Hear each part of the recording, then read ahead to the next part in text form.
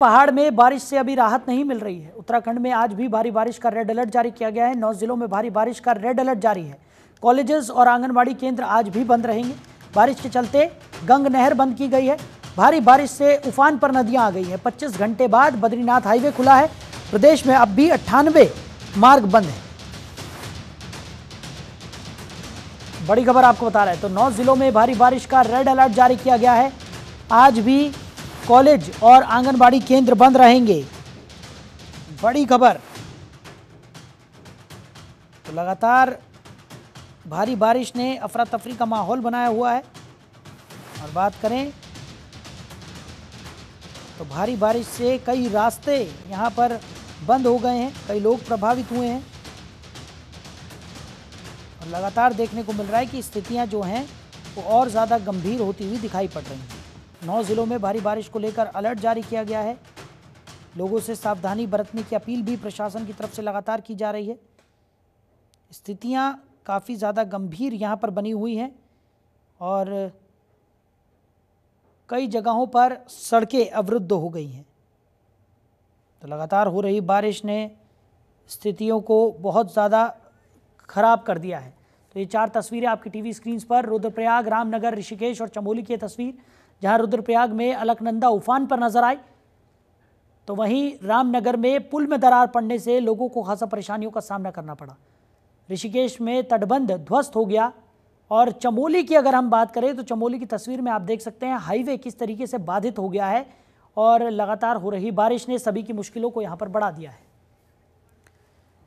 खबर पर ज्यादा जानकारी के साथ हमारे सहयोगी संजय पुंडीर हमारे साथ जुड़ गए हैं। संजय, क्या स्थिति देखने को मिल रही है? उत्तराखंड में लगातार बारिश ने कहर बरपाया हुआ है। लोग काफी ज्यादा प्रभावित हो रहे हैं, रास्ते बंद हो गए हैं, भूस्खलन की भी घटनाएं लगातार सामने आ रही हैं और प्रशासन के लिए एक बड़ी चुनौती बन गई है ये बारिश। देखिए साहिल, उत्तराखंड मानसून ने दस्तक दी है। ऐसे ऐसे बता रहे हैं कि पहाड़ से लेकर जो बारिश है वो कहीं ना कहीं लोगों के जीवन प्रभावित कर रही है। इसको मौसम विभाग भी समय समय पर लोगों को अलर्ट कर रहा है, क्योंकि हम देख रहे हैं कि जहाँ पहाड़ों में बारिश हो रही है तो वहीं इसका असर मैदानी जिलों में भी दिखाई दे रहा है, क्योंकि जो गंगा नदी है वो पूरी तरह उफान पर है। हालांकि अभी कुछ समय के लिए गंगा नहर को बंद कर दिया गया है, क्योंकि जो पहाड़ों की सिल्ट होती है, बड़ी बड़ी सिल्टें होती है, वो नहर में बहाव कर आ रही है। उससे कहीं ना कहीं लोगों के जो खेत है वो प्रभावित हो सकते हैं, जिससे अब गंगा नहर को बंद कर दिया है। और अगर प्रशासन की बात की जाए तो प्रशासन भी पूरी तरह अलर्ट है, क्योंकि हम लगातार देख रहे हैं कि जो गंगा के आसपास रह रहे लोग हैं उनको लगातार अलर्ट मोड पर रखा गया है, उन्हें सावधानी बरतने के लिए कहा गया है। वहीं पहाड़ी जिलों की बात की जाए तो वहां भूस्खलन जैसे हालात हो गए हैं, वहां पहाड़ी गिरने से कई रास्ते भी बंद हो रहे हैं, जिससे यात्रा पूरी तरह प्रभावित हो रही है। संजय, वहीं अगर बात की जाए जिस तरीके से यात्रा की आपने बात बताई कि कई चारधाम यात्रा को भी यहां पर बंद कर दिया गया था और जिस तरीके से रास्ते जो अवरुद्ध हुए हैं उससे यात्रियों को खासा परेशानियों का सामना यहां पर करना पड़ रहा है। कई जगहों पर हमने देखा कि ऐसी तस्वीरें भी निकलकर सामने आई हैं कि जो 2 रास्तों को जोड़ने वाला पुल है वो भी यहां पर क्षतिग्रस्त हो गया है और सतर्कता बरतते हुए आवागमन जो है उसको यहाँ पर रोक दिया गया है ताकि किसी भी तरह की कोई दुर्घटना को यहाँ पर रोका जा सके। लेकिन उत्तराखंड की अगर हम बात करें तो जब बारिश का सीजन आता है या मॉनसून आता है तो काफ़ी ज़्यादा स्थितियां जो हैं वो इसी तरह की देखने को मिलती है। ऐसे में प्रशासन पहले से तैयारियां करके रखता है। इस बार की अगर बात करें तो क्या तैयारियां उस तरीके की गई थी कि लोगों को ज़्यादा से ज़्यादा राहत यहाँ पर दी जा सके?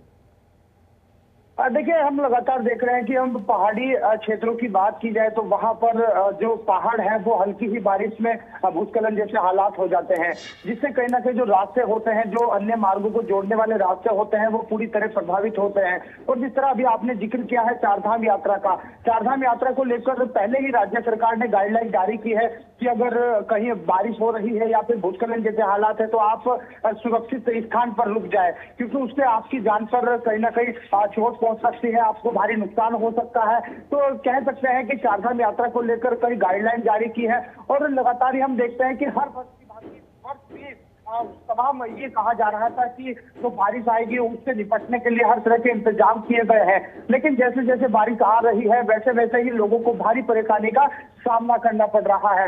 ऐसे कहीं ना कहीं इस बारिश को लेकर अब राज्य सरकार उच्च स्तर पर बैठक भी कर रहा है और बैठक में यही कोशिश की जा रही है कि बारिश से कैसे निपटा जाए ताकि लोगों को राहत मिले। शाहिल।